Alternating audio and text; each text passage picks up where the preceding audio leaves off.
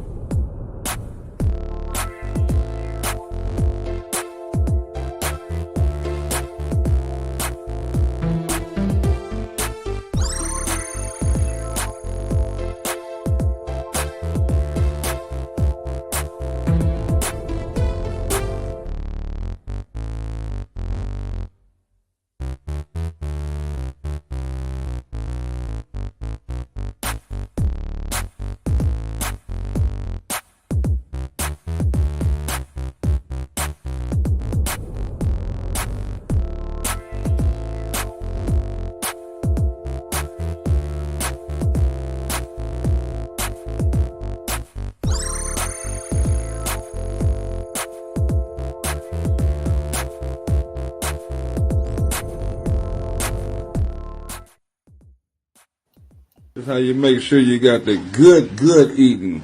Look at that. If you don't clean your greens like this or your chitlins, then don't eat them. They gotta be cleaned thoroughly.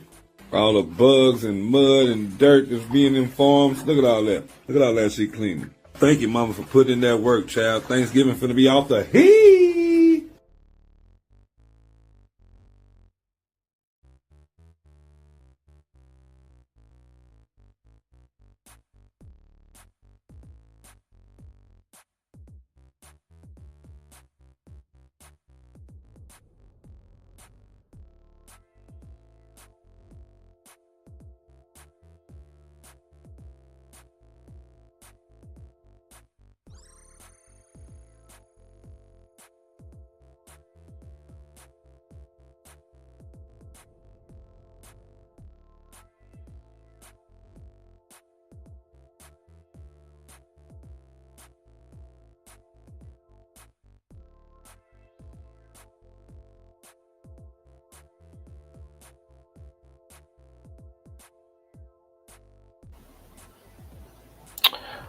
Welcome everyone.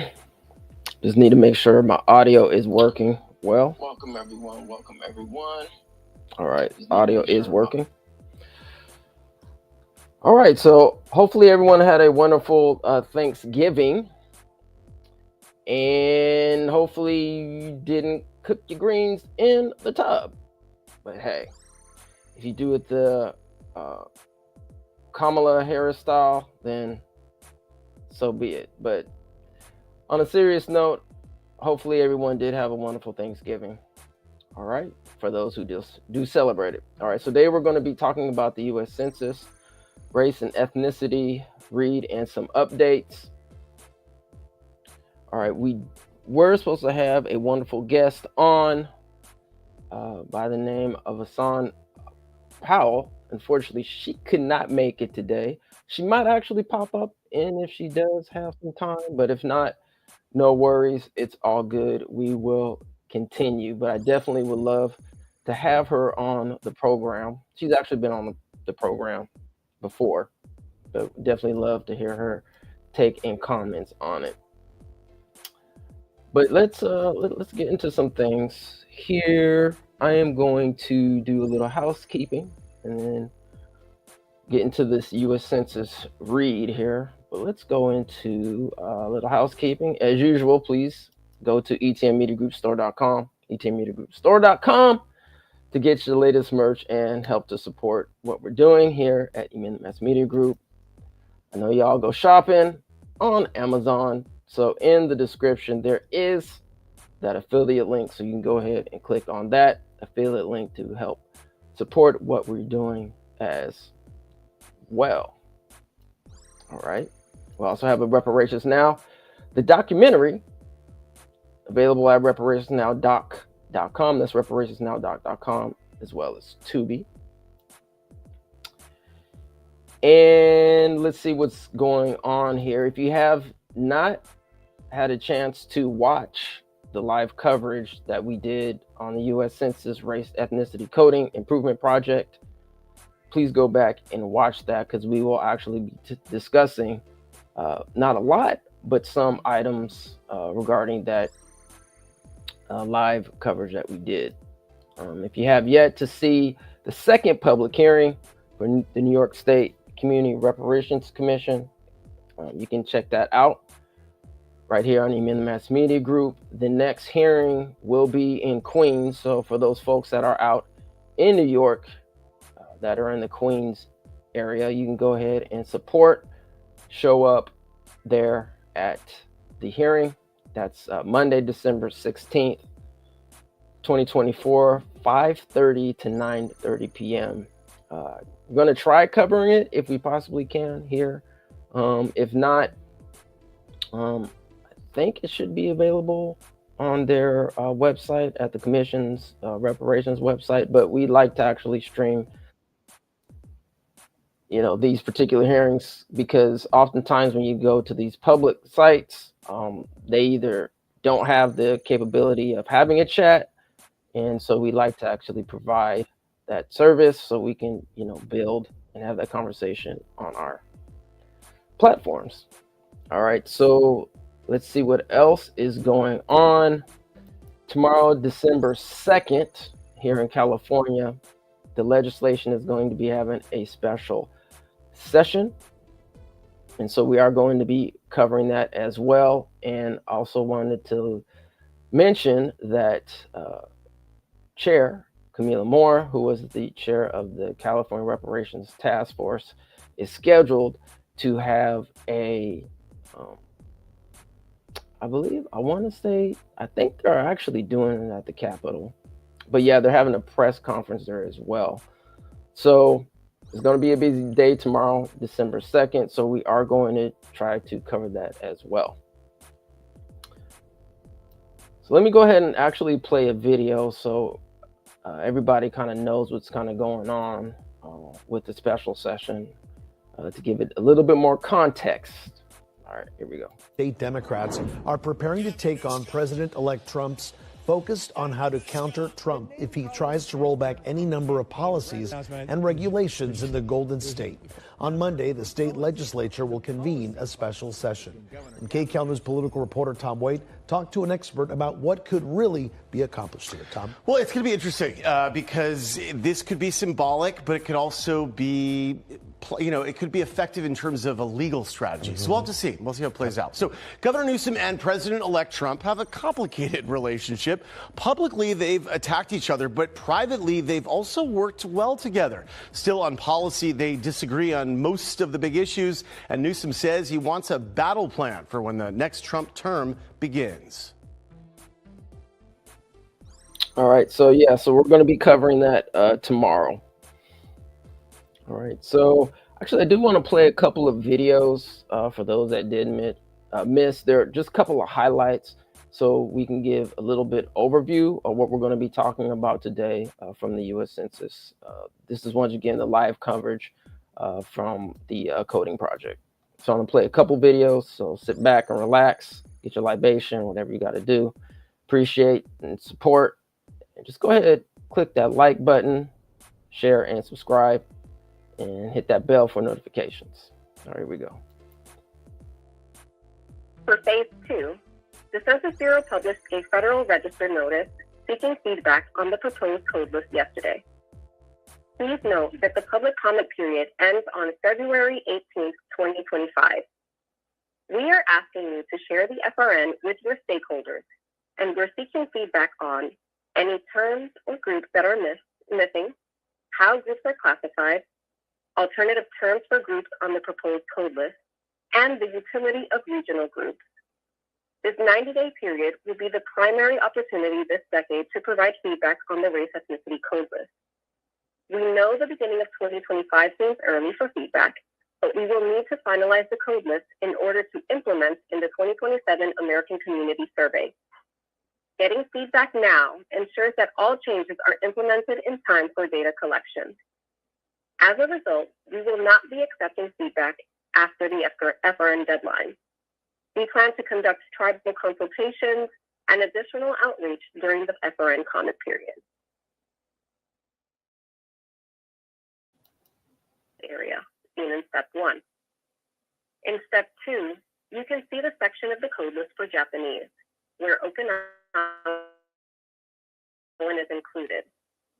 In the top line, Japanese is shown with a range of codes listed, codes 4040 through 4049. This means that all codes in that range are included in the tabulation for Japanese. So in our example of Okinawan, this response would receive the code 4042. However, ultimately, it would be included in the Japanese group. And in step 3, where we have our data table, the Okinawan response is included in the population count for Japanese. So why do we give Okinawan a unique code if we're just going to tabulate it as Japanese? While currently we tabulate Okinawan as Japanese, providing it with its own code allows us to continue to conduct research on the term and see how often people are reporting this term. We will often provide unique codes for groups and tabulate them to a larger group when we start to see more instances of the group being reported. It also keeps the door open to disaggregating the data in the future. Let's discuss the timeline of this project. There are 4 phases to this research project. The next few slides will provide an update on where we are and next steps. Phase 1 is now completed. This includes internal research only. We are ready for public and stakeholder feedback on our proposed race ethnicity code list. In the initial phase, as shown on the screen, our research team conducted internal research and investigated the results of the 2020 census. They reviewed terms reported for the first time in the 2020 census, in which write-in areas terms were reported, and which checkboxes were selected when terms were reported. The results of this internal research was used to update the 2020 census Hispanic origin and race code list and develop a proposed race ethnicity code list. Currently, we are in the second phase of the project. In phase 2, we published a Federal Register notice yesterday seeking feedback from the public and stakeholders on the proposed race ethnicity code list, and will be conducting related outreach. During phase 3, after we receive all feedback, our race ethnicity research team will carefully review it and develop a summary of all the feedback received. And during phase 4, once all updates resulting from public and stakeholder feedback are implemented, we will continue to make updates. Thank you. Operator, do we have our next caller? Our next caller is Lisa Brown from the University of Woodward. Go ahead, your line's open. Yes. Hi, can everybody hear me? Yes, we can hear you. Wonderful. Yes, this is Dr. Lisa Brown from the University in Carnegie, and I have been immersed in this process from the beginning back in November 2019. I think that's when we first started. Nevertheless, my question is similar to the previous caller. We were very adamant about there being a U.S. freedmen descendant category, and that the previous FRN said that they were going to take them under advisement. I am quite shocked that you've done some kind of disaggregating to make sure that the Hispanic Latino was included under Black, but didn't honor the request for those Blacks who were descendants of slaves and freedmen to be included in the coding. Is there still time for us to make that case, even though we submitted several articles, including myself and Dr. Darity at Duke University, about this need to have that specificity and granularity we were promised? Thank you for your question, Lisa. Rachel, would you like to take this one? Yeah, thank you for that question. And we appreciate you being involved since 2019. Your feedback is really important to us. And so just for clarification, I think the feedback that you provided previously was through OMB's Federal Register notice on updating the standards that they've recently updated earlier this year.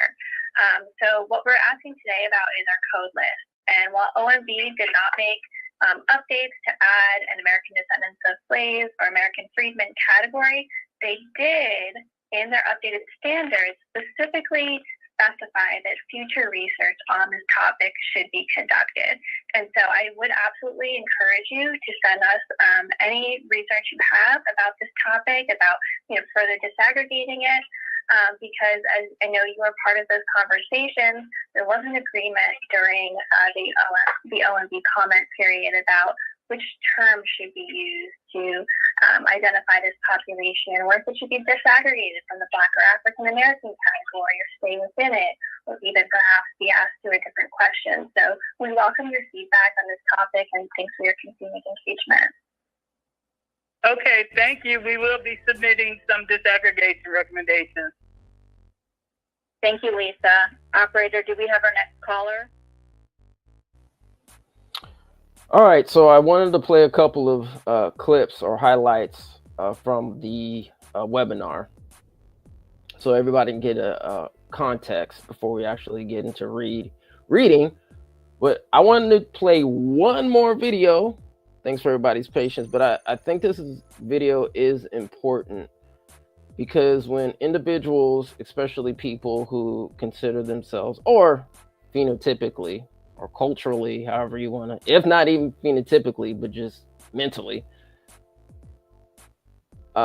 might put them in the Black/African American category when it comes to the United States. When people actually migrate into the United States, some of them actually don't associate themselves with Black. So I think this is very important.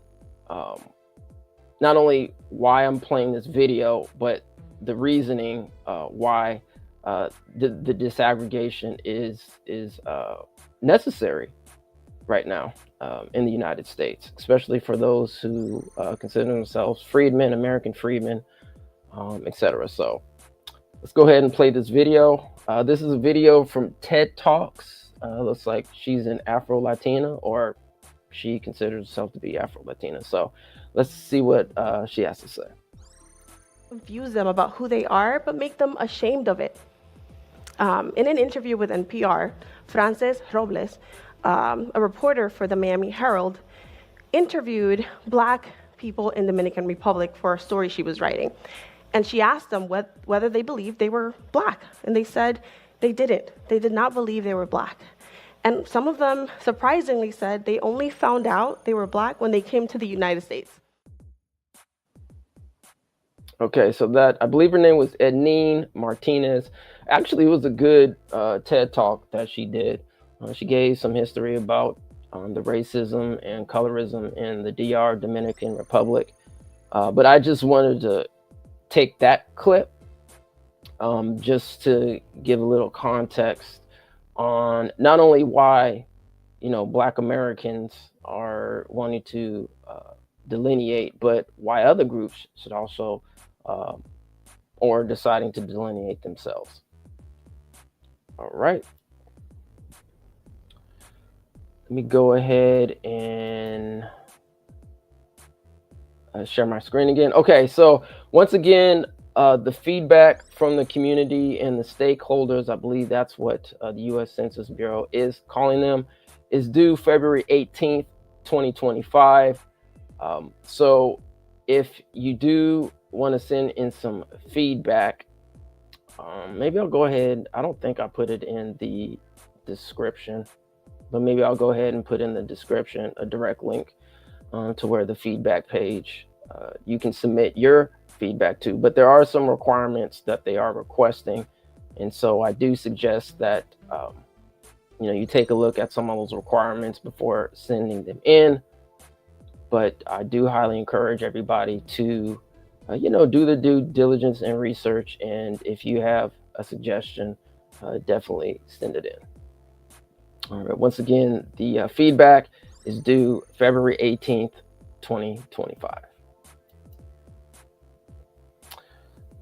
So this is according to the census.gov website, the U.S. Census Bureau. What do they do? Their mission is to serve as the nation's leading provider of quality data about its people and economy. The Census Bureau operates under Title 13 and Title 26 of the U.S. Code. Their goal is to provide the best mix of timeliness, relevancy, quality, and cost for the data they collect and services they provide. All right, how their data is used to determine the distribution of congressional seats to states, mandated by the U.S. Constitution, use a portion seats in the U.S. House of Representatives. It's used to define legislature districts, school district assignment areas, and other important functional areas of government. All right. To make planning decisions about community services, such as where to provide services for the elderly, build new roads and schools, locate job training centers. To inform how trillions of dollars in federal funds are distributed to local, state, and tribal governments each year. Census data informs how states and communities allocate funding for neighborhood improvements, public health, education, transportation, and much more. To learn more about the report, there is a link. It's linked to uses of decennial census programs data and federal funds distribution, fiscal year 2021. So that looks like that was the last report that they did, or at least they're linking to that report. So I think if we have chance, I think it's like a 53-page document, I want to say. I haven't had a chance to, do a deep dive into it, but I definitely want to take a look at it, and I think we should actually take a look at it from a fiscal point of view, what that means, and how us as descendants or the Black/African American community can participate and take advantage of that. Also, to provide age search information, qualifying for Social Security and other retirement benefits, passport applications, providing a relationship in settling estates, and researching family history and historical topic. At a glance, the U.S. Census Bureau is dedicated to providing current facts and figures about America's people's race and economy. What data do they collect and when? The American Community Survey, the ACS, is the premier source for information about America's changing population, housing, and workforce. And if my mind serves me correct, I believe that's every year or every 2 years, maybe biannual, I want to say. Let's see here. Census of Governments identifies the scope and nature of the nation's state and local government sector, including public finance and public employment and classifications. Decennial Census of Population and Housing. The U.S. Census counts every resident in the United States. It is mandated by Article 1, Section 2 of the Constitution and takes place every 10 years. Okay, so that's the decennial census. Economic census. The economic census is the official 5-year measure of American businesses, providing comprehensive statistics at the national, state, and local levels. It says follow the 2022 economic status release schedule for additional information. They also do surveys and programs. Our surveys provide periodic and comprehensive statistics about the nation. This data is critical for government programs, policies, and decision making. All right, so I'm gonna go ahead and share my screen here. So let's see here. I'm gonna see if I can blow this up a tad bit. I don't know if it makes a difference. Hopefully it does make a difference. All right, so once again, family, please hit that like button, share, and subscribe. I greatly appreciate it. It's free, and it's easy to do. All right, so before we actually jump into the coding things that are going on with the man, it's been a long weekend, family. Been a long weekend. All right, please forgive me. Actually, I need to drink something a little bit. All right. So we're going to get into a little bit about the OMB and the policy directive number 15 standards. I'm not going to go into as a matter of fact, I'm going to put this in the comment. So if people have a chance to look at it, okay, you can. But I want to put the OMB in context and in relationship to the U.S. Census Bureau. Now, the OMB is different, which is the Office of Management and Budget.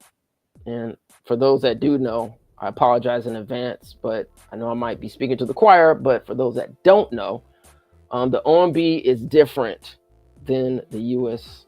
Census Bureau. Your U.S. Census Bureau is the one that actually is responsible or partially responsible for collecting the data. The OMB actually is the overall arching government body that helps to regulate and put these policies into place.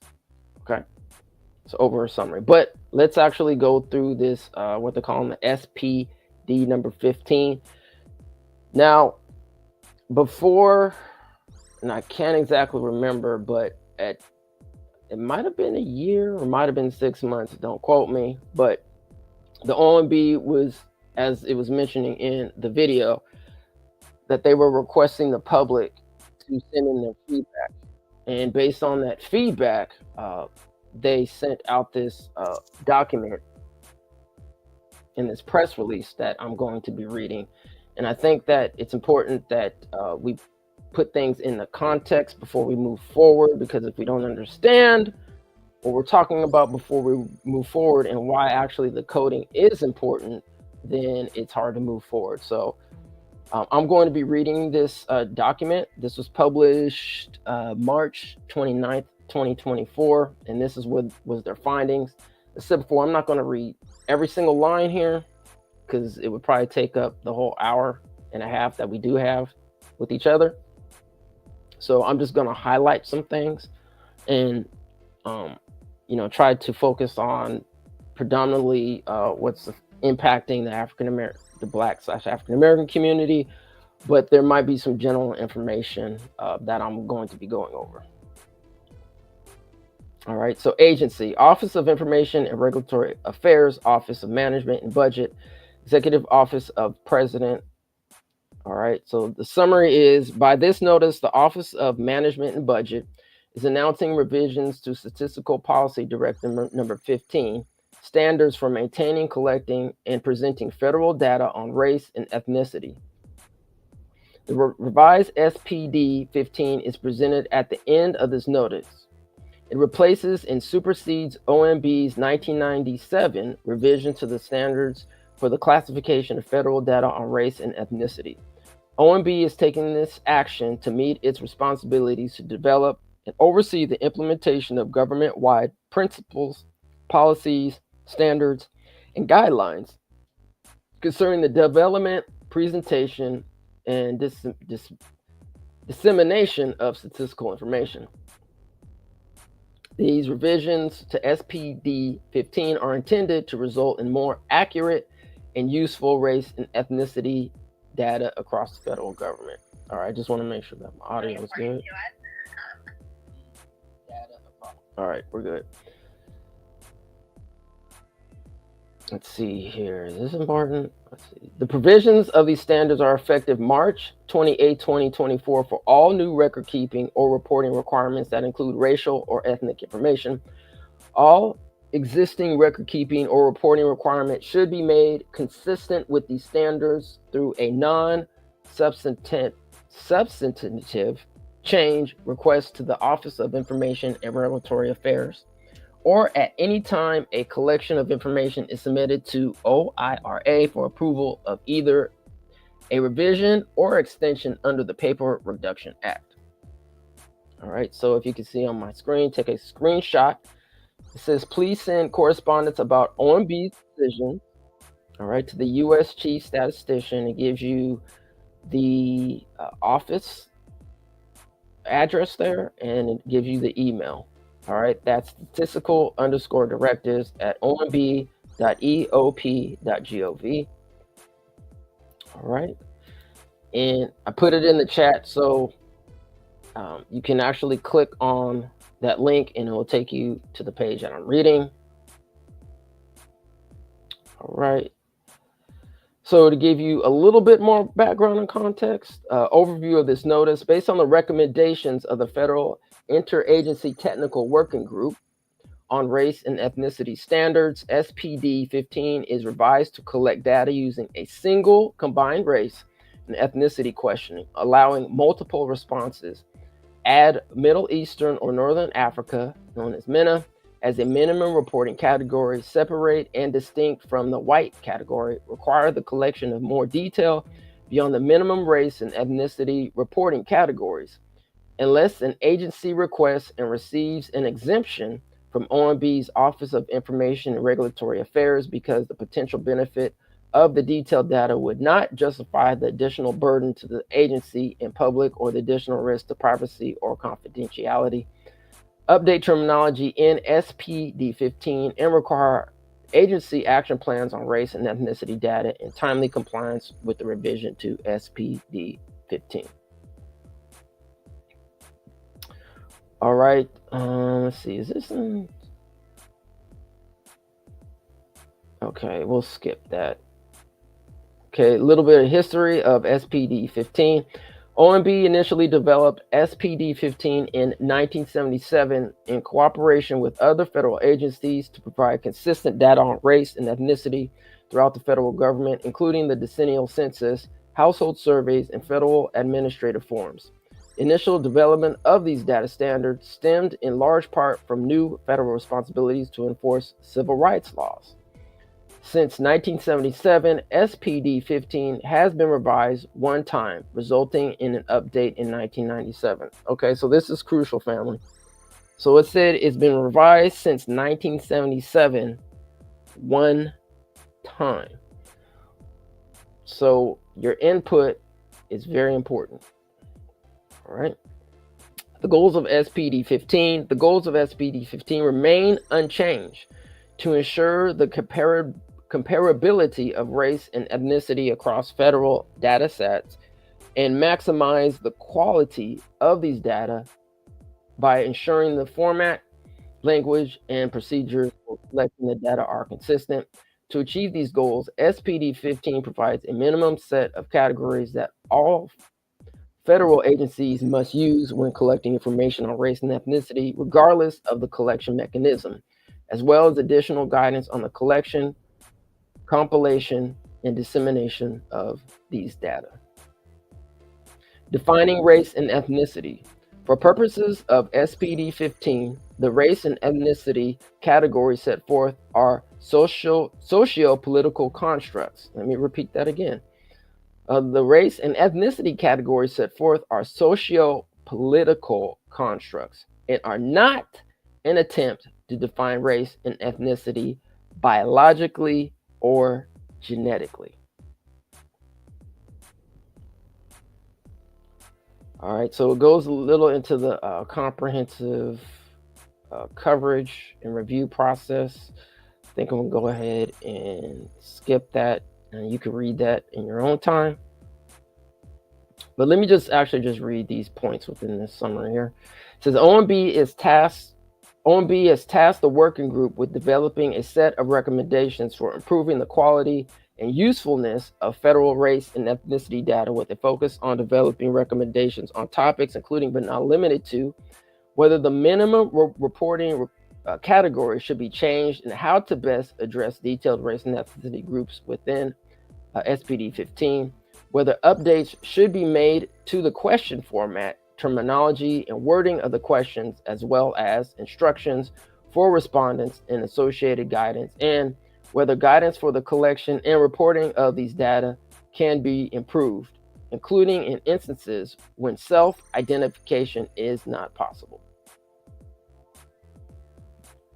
Developing initial proposals. The working group developed initial proposals for revising SPD 15 by examining existing evidence and building on the work of a previous interagency working group that reviewed SPD 15 from 2014 to 2018.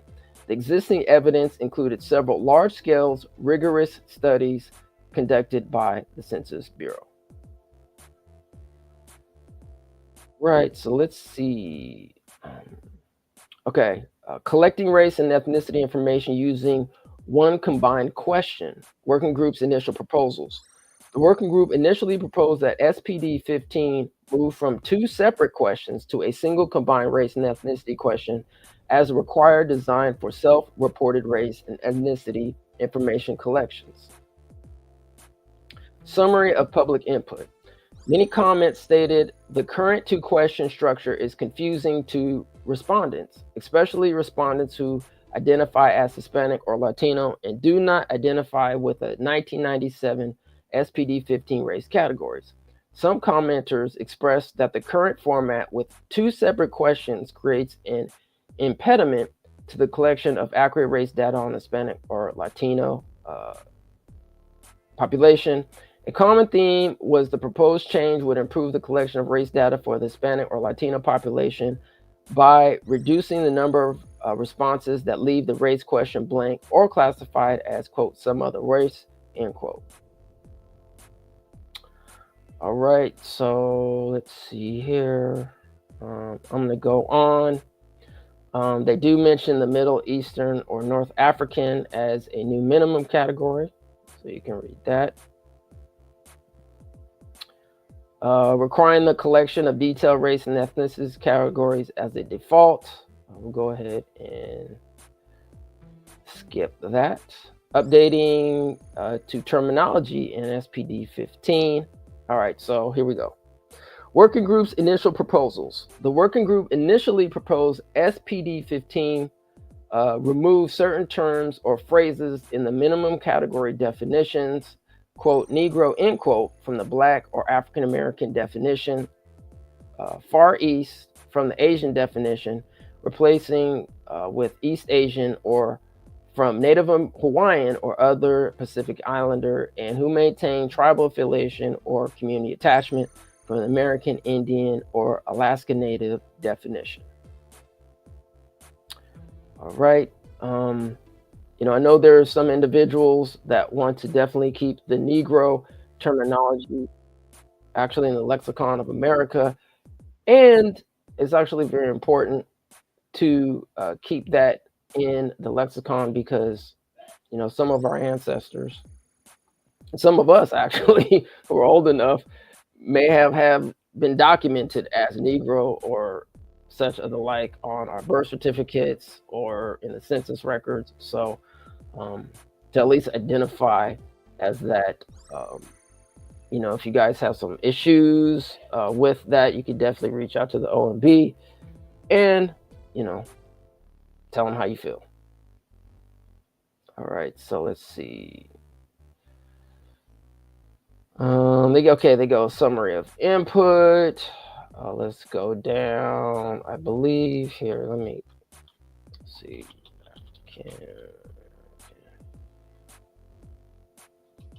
All right, I just need to find. Okay, let's go back. So I want to get to the responses about the Black American category. Okay, so once again, they talk about removing Negro from the Black or African American definition. Let's see here. All right, I think this might be important. Okay, so the FRN asked for suggestions for different terms for any of the current minimum race and ethnicity categories. There were no prominent themes for such specific changes. Input from the public included requests to add Caribbean and Sub-Saharan African minimum response categories. separate from African American.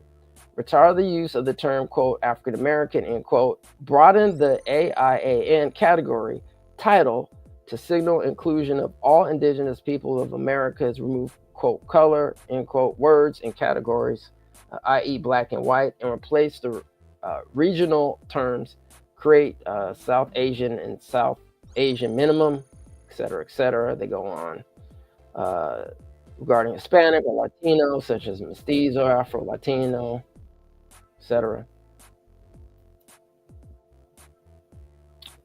All right, here we go. So there was some input for the Black/African American community given to the OMB. And let's go ahead and read that, because I think that will be a good segue in terms of moving into the coding portion of this program. And I think her name was Dr. Brown. She did actually mention why, or not why, but her question is she wanted to know, like, why, you know, the descendant community didn't have a code in there. So I think this is important information on some of the reasons, because they were just collecting this information. The OMB was collecting this information at this time. So let's go ahead and read this section. It says, collecting data related to descent from persons who were enslaved in the United States. All right, it's a summary of public input. The FRN asked, how can federal surveys or forms collect data related to descent from enslaved peoples originally from the African continent, end quote. For example, when collecting and coding responses, what term best describes this population group? For example, is the preferred term American descendants of slavery, American freedmen, or something else? Question. How should this group be defined? Should it be collected as a detailed group within the Black or African American minimum category, or through a separate question or other approach?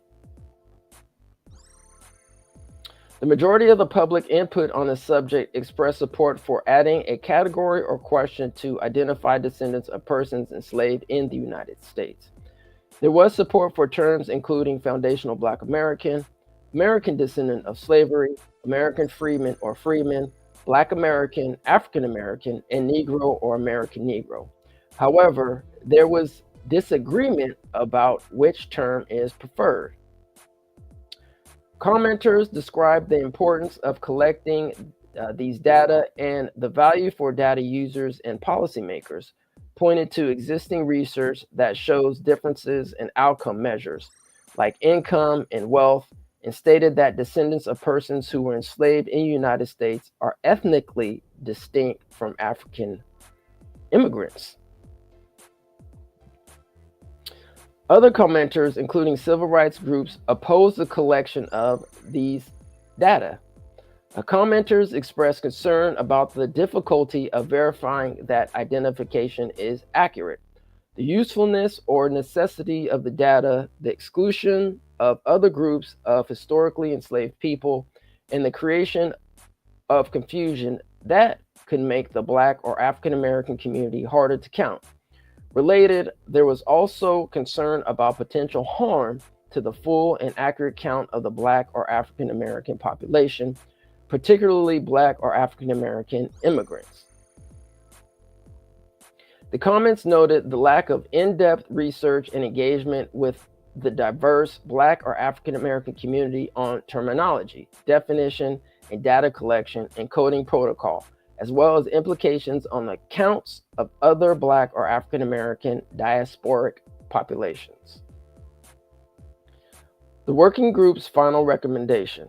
The working group did not recommend disaggregation of the Black or African American category by descent from persons who were enslaved in the United States. They identified the disaggregation of Black or African American population groups as a priority area for further research and noted that additional stakeholder engagement is also needed. All right, family, so I'm gonna repeat that. and highlight it.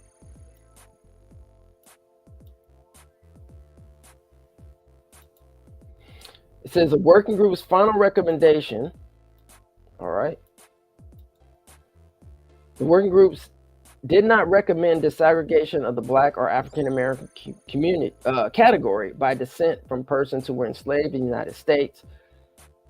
They identified the disaggregation of Black or African American population groups as a priority area for further research and noted that additional stakeholder engagement is also needed. So I raise this point because it's important that, number one, we keep giving the feedback in there to the OMB.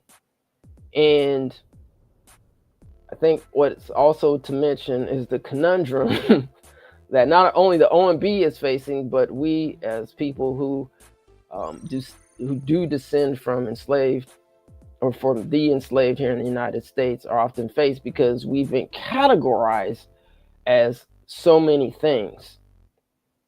So I think it's important that we collect this information, that we talk about this information, and as a collective, I think it's important that we move forward with something that actually is going to help us separate and clearly identify who we are within the U.S. Census in the OMB's mind. So there's a lot of work to do. I think we know who we are, right? But legally and from a data perspective, how does that work? I don't know those answers, but that's why I'm just trying to provide this information and provide this platform so we can have, a collective understanding of what we need to do in terms of our research. And once again, how we can move forward. All right, so take a pen in that, screenshot that. That was the working group's eventual recommendation. All right, so OMB decision. OMB concurs with its recommendation and the working group's determination that further research is needed. Individuals and civil rights groups disagreed on whether or how to implement this potential revision. We note that the revised SPD 15 does not prohibit agencies from asking additional questions related to race, ethnicity, ancestry, or other related concepts, including descent from persons who were enslaved in the United States. Okay, let me read that one more time. We note that the revised SPD 15 does not prohibit agencies from asking additional questions related to race, ethnicity, ancestry, or related concepts, including descent from persons who are enslaved in the United States. We also note that the revised SPD 15 maintains the long-standing position that the race and or ethnicity categories are not to be used as determinants of eligibility for participation in any federal program. Finally, the working group and OMB welcomed other comments and suggestions on any other ways SPD 15 could be revised to produce more accurate and useful data. Some comments suggested adding a box for people to choose not to identify. OMB maintains the current practice of not allowing agencies to provide a specific response option for a prefer not to respond in order to maximize the quality, usefulness, and consistency of federal race and ethnicity data. We note that the very few exceptions, provision of race and ethnicity information is voluntary for respondents. All right, so I believe that's pretty much, let me see.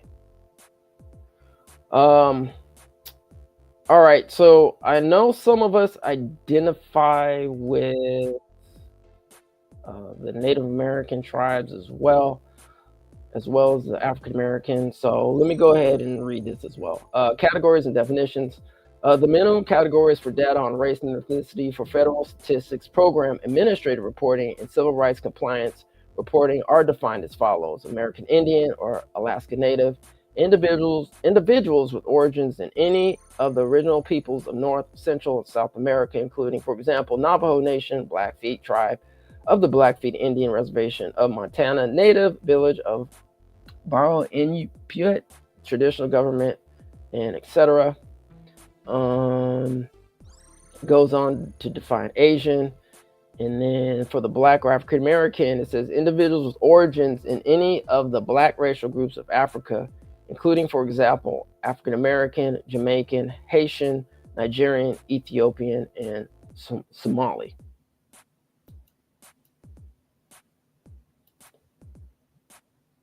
All right, so let's keep going here. All right, tabulation. The tabulation procedures used by federal agencies must result in the production of as much information on race and or ethnicity as possible, including data on people reporting multiple categories. However, federal agencies must not release race and ethnicity data if doing so would violate agency or federal policies designed to ensure data quality or protect respondent privacy or confidentiality. When data are presented, federal agencies are encouraged to use one or more of the three approaches below. Approach 1. The lone or combination approach combines all individuals belonging to a particular racial or ethnic group, whether alone or in combination with another racial or ethnic group. For example, a respondent who reported being both white and Black or African American will fall into both the white alone or in combination category and the Black or African American alone in combination category. The practice has been in place since the 1997 revision of SPD 15 and is useful if the goal is capturing all people who might face a given life experience, for example, increased risk of a disease or discrimination. Percentages across the categories sum to greater than 100% because the response categories are not mutually exclusive in this approach. The following is an example of the tabulation categories for this approach. American Indian or Alaska Native alone or in combination, Asian alone or in combination, Black or African American alone or in combination, Hispanic or Latino alone or in combination, Middle Eastern or North African alone in combination, Native Hawaiian or Pacific Islander alone or in combination, white alone or in combination. Approach 2. The most frequent multiple responses approach reports as many possible race and ethnicity combinations as possible. For example, an agency could report the 7 minimum race and ethnicity categories alone, as well as race and ethnicity combination meeting a specific population threshold or combinations of particular interest, or all observed combinations of multiple race and ethnicity groups. The percentages will sum to 100% because the response categories are mutually exclusive. The following is an example of possible tabulation categories in this approach. All right. American Indian or Alaska Native alone, Asian alone, Black or African American alone, Hispanic or Latino alone, Middle Eastern or North African alone, Native Hawaiian or Pacific Islander alone, or white alone. All right, approach 3. The combined multiracial and or multi-ethnic approach presents data for those reporting one of the 7 race and or ethnicity categories alone, and then combines all other respondents reporting multiple race and or ethnicity categories into an aggregated multiracial and or multi-ethnic category. This approach will often obscure the specific race and ethnicity diversity of the population. All right, let me just check my audio. Make sure that I'm clear and I'm good to go. Okay, audio is good. This approach will often obscure the specific racial and ethnic diversity of the population. For example, over half of the population who identify as American Indian or Alaska Native and Native Hawaiian or Pacific Islander may be assigned to the multiracial and or multi-ethnic group. Therefore, federal agencies should use this approach in conjunction with another approach, like approaches 1 or 2, to comply with the requirement to report as much information on race and ethnicity as possible, including data for respondents who reported more than one race and or ethnicity category. The percentages in this approach will sum to 100% because the response categories are mutually exclusive. The following illustrates the tabulation categories used for this approach. American Indian or Alaska Native alone, Asian alone, Black or African American alone, Hispanic or Latino alone, Middle Eastern or North African alone, Native Hawaiian or Pacific Islander alone, white alone, or multiracial and or multi-ethnic.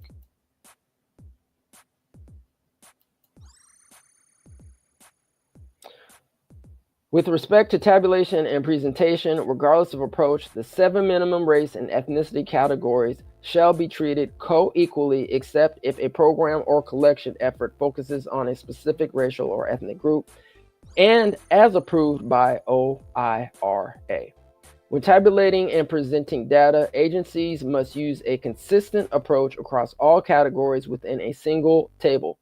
If categories must be combined in order to reach sample size thresholds for reporting, those combinations should be labeled with the list of combined categories rather than the other. All right.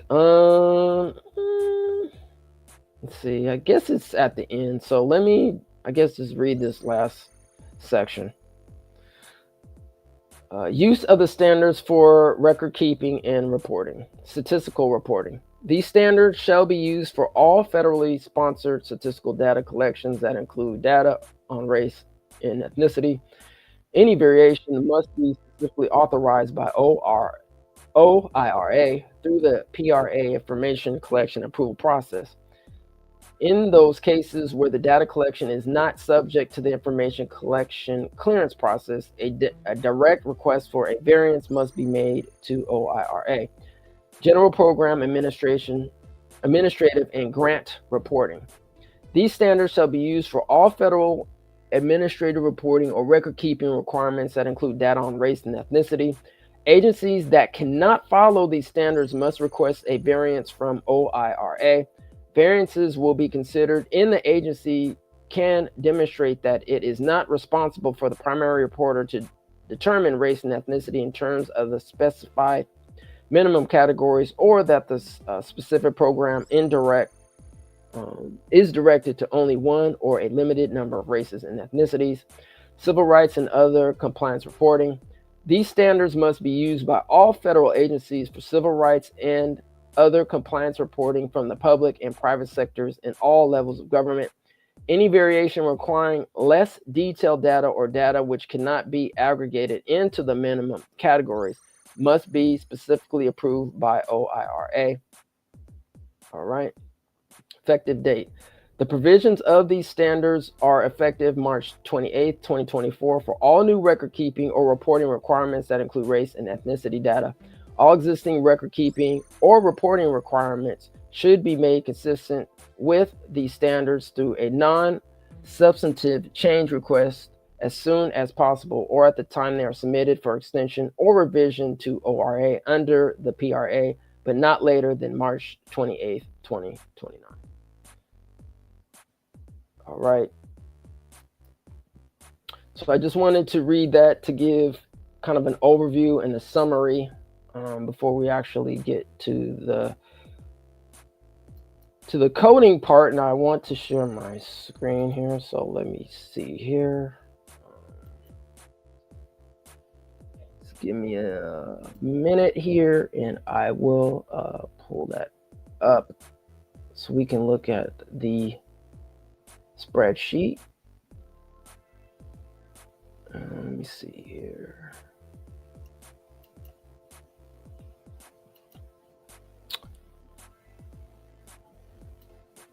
All right.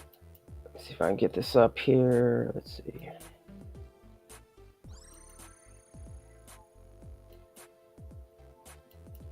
All right. Okay, so hopefully everybody can see my screen here. See if everybody can see my screen. Let me see on my monitor, make sure that it's on there. Okay, yep, I see it. All right. So what you're looking at is the race and ethnicity code list that the U.S. Census provided for the public. It goes into the summary of what's in the file. I'm not going to actually go into that, but it just basically mentions the code list. But you know what? Actually, let's do it. We're actually at the hour mark, but no, I was actually going to skip all this, but let's actually go into it because I think it's important to clarify before we actually jump into the coding. All right, this file contains the proposed race/ethnicity code list for the American Community Survey and the 2030 census. It contains a series of tabs. All right, so explains the white category, explains the Hispanic or Latino category, explains the Black or African American category or tab, explains the Asian tab, and explains the American Indian or Alaskan Native tab.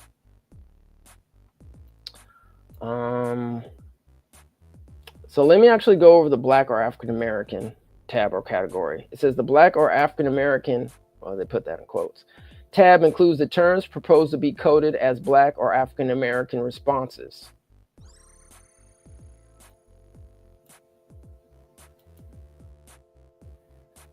The codes used for this range are 3,000 to 3,999. Okay, so let me repeat that again. So this ranges from 3,000 to 3,999.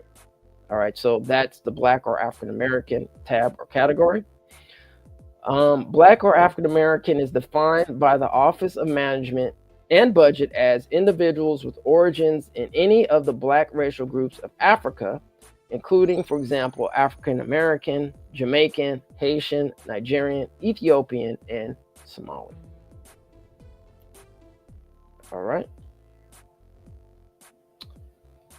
Let's see. So they gave you an example, and I think one of the U.S. Census Bureau staff mentioned the Japanese category and why they updated the Okinawan category. So here's an example of that, as she mentioned earlier in the video. But I'm just going to quickly just kind of go over some of the other ethnic groups. All right, so this is the white, quote unquote, the white tab. All right, so they have some people are listed. You got white, I guess the overall white for that checkbox. Albanian, Alsatian, etc., Andorian. So it just, breaks down the list of individuals who would classify them ethnically or racially as the white category. So you can take a look at that at your own time and convenience. We also have the Hispanic or Latino category in tab. All right, you got Mexican, you got Chicano, La Raza, all right, Guatemalan, Honduran, all right, et cetera, et cetera. All right, I'm gonna save the Black or African American for last. The other tab is you got the Asian tab, the Chinese, Hakka. Don't know who that is, but shout out to them. Han, Hong Kong, Macanese, etc., Japanese. All right, the American Indian or Alaska Native. Their category is from 5,000 to 6,999. So if you are a part of these tribes or do affiliated, you should see the coding within this 5,000 to 6,999 coding list. All right. You can see Alexander Creek, Beaver Village, list goes on and on and on. All right, so you have the MENA category, the Middle Eastern or North African category. All right, Algerian, Arab, Assyrian,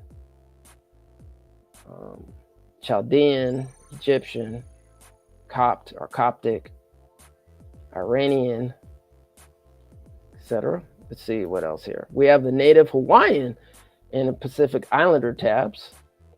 A Native Hawaiian and Pacific Islander. This is interesting. So it looks like the U.S. Census Bureau actually disaggregated the Pacific Islander from, some of the other people who consider them, Asian. So this is interesting. Okay, so Pacific Islander, then Native Hawaiian, French Polynesian, etc., etc. They have some coding under some other race and or ethnicity. Aboriginal, have no idea. That seems very vague on what Aboriginal is, but they do have Aboriginal there. Other race and ethnicity, Alguna, Otra Raza, Bermudian, Brazilian, Cabo Verdean, Louisiana Creole. All right. Shout out to our Louisiana family in the building. So they actually are suggesting a code for the Louisiana Creole if you believe that you are Louisiana Creole, I guess. Indigenous, I have no idea what that means.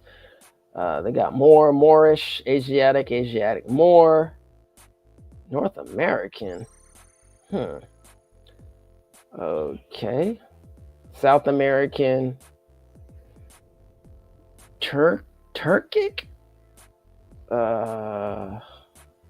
interracial, mixed responses, cosmopolitan. Alrighty. Pardo, multicultural. Okay, so that's some of the categories for some other race and or ethnicity. Multiple code terms listed below in the term reported column are terms that are classified in two major race/ethnicity categories. The quote classified as column in the middle shows how the terms shown in the first column will be classified. For example, the term Eurasian will be classified as European in the white code range and Asian in the Asian code range. All right, so Afro-Latino is classified as Afro, Latino. Final major categories, Black or African-American, Hispanic or Latino. Blasian, Black or Asian, Black or African-American, Asian. Interesting. Blaxican, Black or Mexican, Black or African-American, Hispanic or Latino. Interesting. They're actually taking note of some of this stuff. I didn't know Blaxican was a thing, but I guess it is a thing. All right. All right. So these multi-code terms, it looks like they have, I don't know, Mexican Indian, mulatto, white and black there. Let's see what else. Trinidad and Tobago Indian. All right. Okay. So that's on that tab. And do we have any more tabs here? No, I think that's it. All right. So let's go to the Black or African American tab. All right. So let's see. All right. So we're about 10 minutes past the hour here. I'm actually going to go through every category here. because I think it's important to note that. And I'll try to wrap up within the next like 10 to 15 minutes if possible. So I appreciate your time and energy into this very important matter, because this is, by the way, about resources too. All right. So let's start off with the top. 3,000 to 3,999. So once again,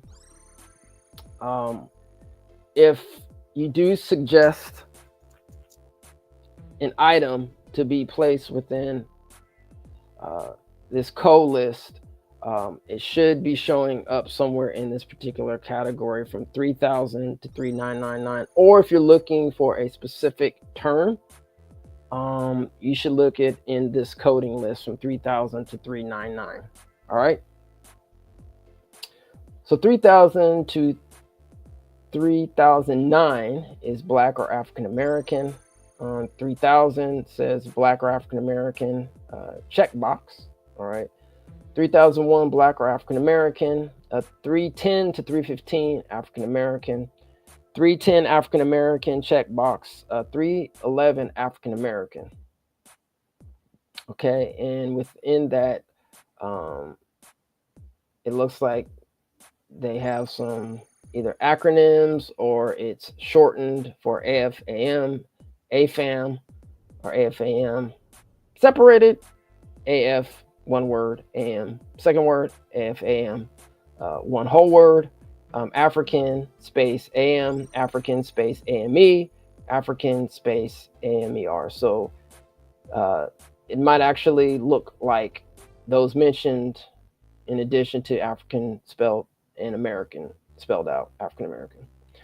The code 315 Afro/American could be listed as Afro AM, Afro American, all one word, or African American O, A in parentheses, A. All right. The code 316 to 319, okay, could be used for Afro. All right, so let's see, 316 Afro, 317 Afro descendant, Afro descendiente. Okay. 320 to 324. It's currently blocked out for 320 to 324 for Black. Negro is 325 to 329. So even though the OMB suggests that Negro be removed from their standards, all right, but it still suggested that Negro be mentioned in the code for so I just wanted to highlight that for those that still want to keep Negro in the lexicon here. It is currently being suggested in the code, and that code is 3025 to 3029. All right. 3030 to 3034 Gullah Geechee. Shout out to our Gullah Geechee family. All right. So that's Gullah Geechee, and Geechee. And it looks like Geechee could be spelled with two E's at the end or IE.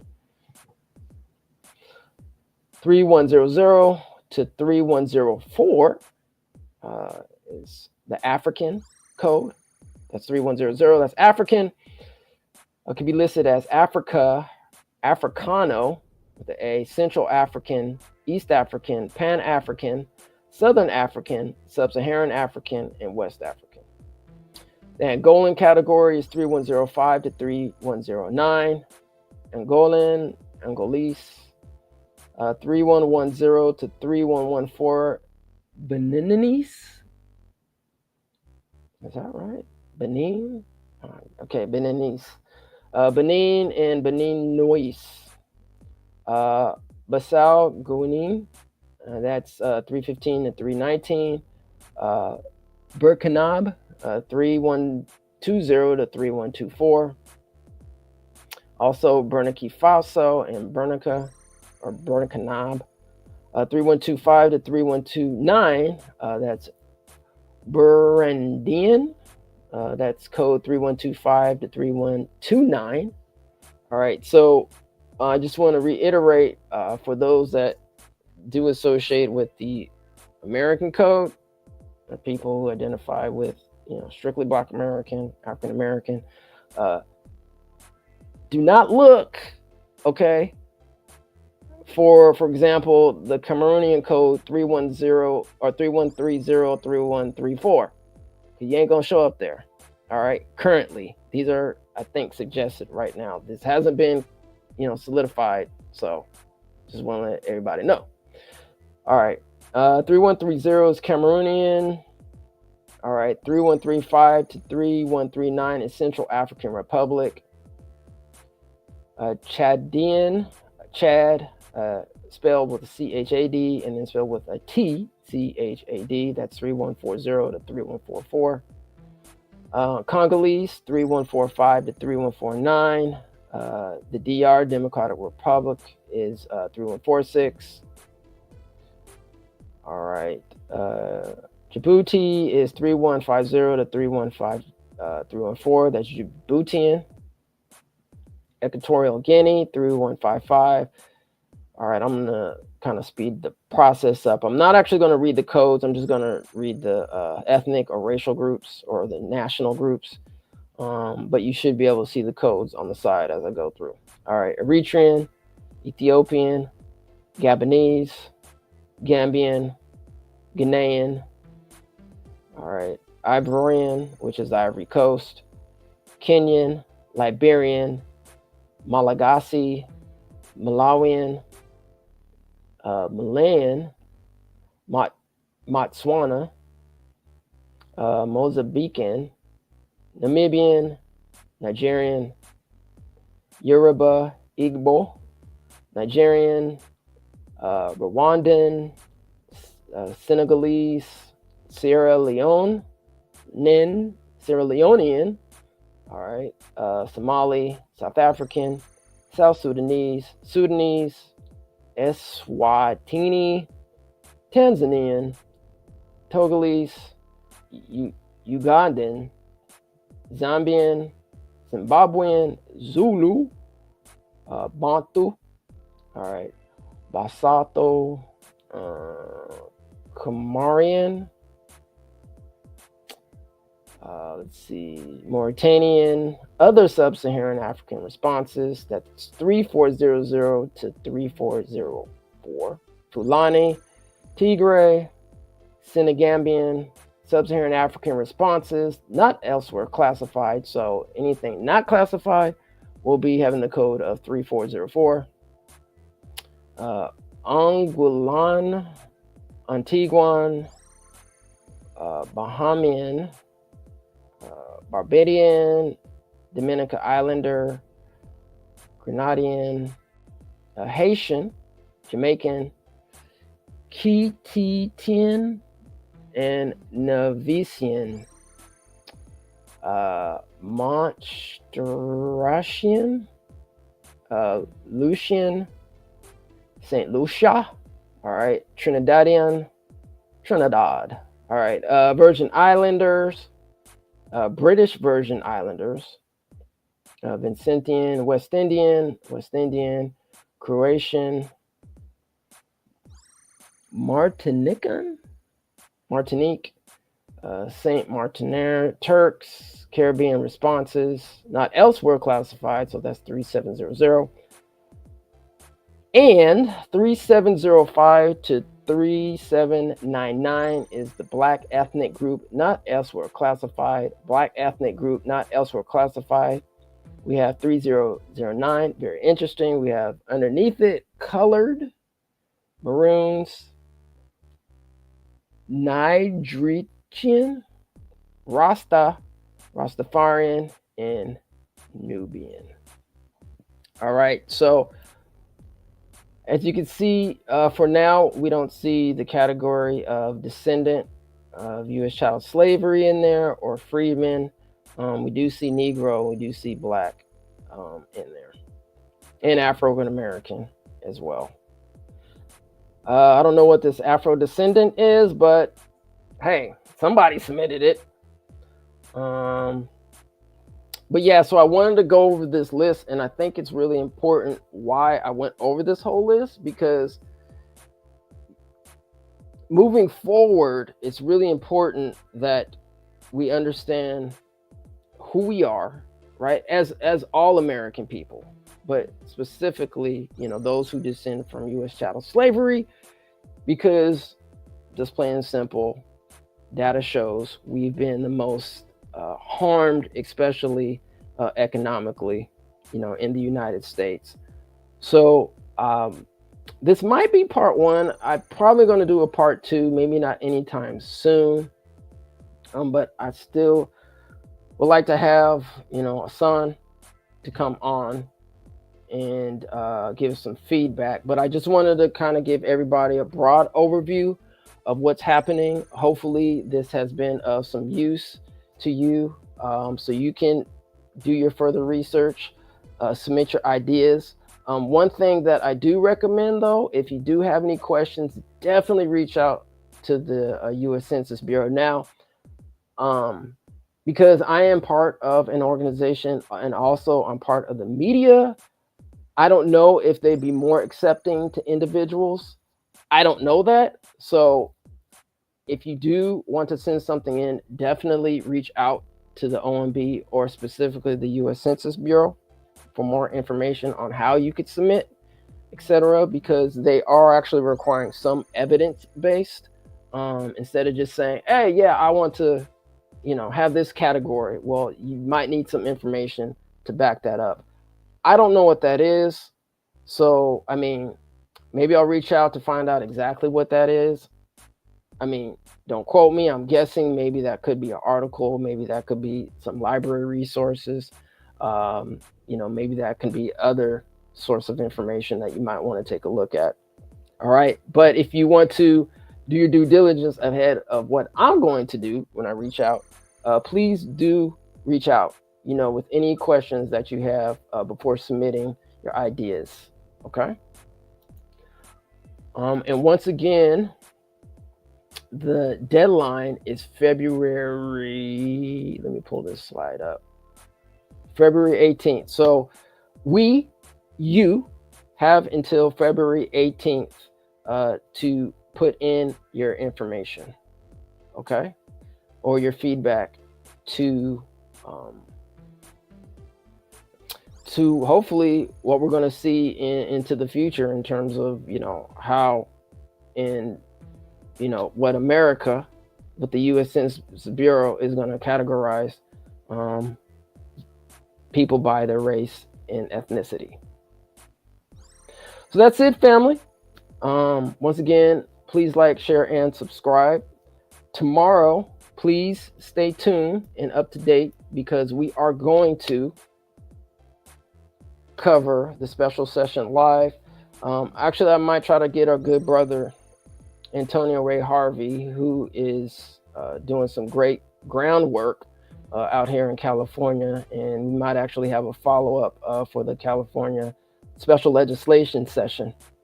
So supposedly, Governor Gavin Newsom, he wants to talk about tackling climate crisis, supporting immigrant families, safeguarding reproductive rights, and protecting fundamental civil rights, but more so in terms of how the DOJ here in California can, I guess, quote unquote, fend off what they might be thinking about from the Trump administration. All right, so we're going to be trying to cover this, see if we can unpack this at a later time afterwards. And once again, I want to give a shout out to Camila Moore, who is an attorney and was the chair of the California Reparations Task Force. And she is going to be holding, along with some other people, and I think our good sister Sharice Cryer is going to be at the press conference as well. All right. Everyone, please take care of yourselves. I hope you all had a good Thanksgiving. If you did wash your greens in the tub, hey, I don't know what to tell you. Do what you got to do. I know, my family ain't never, and I said ain't washed no greens, and I said no, ain't washed no greens in no tub. But yeah, I hope everyone had a good Thanksgiving. Shout out to Kim. Thank you for coming. Kim Jackson, appreciate you. All right. There's a agricultural shout out to Pro Women. All right. There's a agricultural census 2 years before the population census. All right. Thank you for that. That is important that we know about our agriculture. So thank you for that. And once again, in the chat, if you want to go look up for more information about the SPD 15 directive, it's in that link. So definitely go check it out. And please like and share, subscribe to our program. We're limited on our funding. So anything that you can do, even if you go to our affiliate link at Amazon, it helps out so much in what we do. And we really appreciate anything you can do to help support this program. All right. So that's it, family. Everybody have a good one, and we will see you next time right here on Eman the Mass Media Group. We are your #1 source for news and reparations. We're out. Peace and reparations. I think that the black Americans have been the only real diehard Americans here, because we're the only ones who carried the process through the process. That everyone else has to sort of like skip stages. We're the ones who marched, we're the ones who carried the Bible, we're the ones who carried the flag, we're the ones who tried to go through the courts. And being born American didn't seem to matter. Because we were born Americans, but we still had to fight for what we were looking for. And we still had to go through those channels and those processes. I don't really care what you have to say. Facts over fiction is the motto replay. Muhammad Ali came up from the clay. Grassroots built up this USA. Now knowing your history, you'll get played. Equip yourself, cause we came to slay any opponent that's up in our way. Look at Malcolm X and his delivery.